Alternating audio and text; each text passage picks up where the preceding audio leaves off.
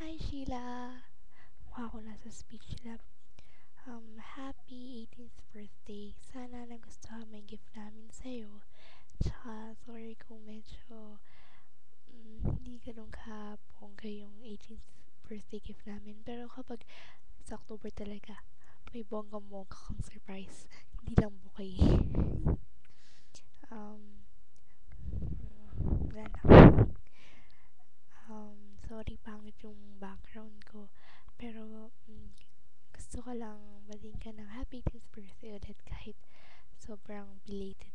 Ay, advance pala. 2 months pa pala. Sana makauwi ka ngayong tipo mo pero mukhang next year na ulit. Pero sobrang nag-enjoy ako habang kasama ka. Tsaka namimiss na kita agad. Yun. Thank you dahil tinatrust mo ko tsaka kaming ibang mong friends. Tsaka lagi mo kaming napapasaya kapag dito ka. Kahit may classes, nilook forward to ko yung everyday kapag alam kong, kasi alam kong nandyan ka. Yun, kaya kang haba. Huwag mo ito papakita sa iba. Sana mag-enjoy ka sa birthday mo. More birthdays to come. I love you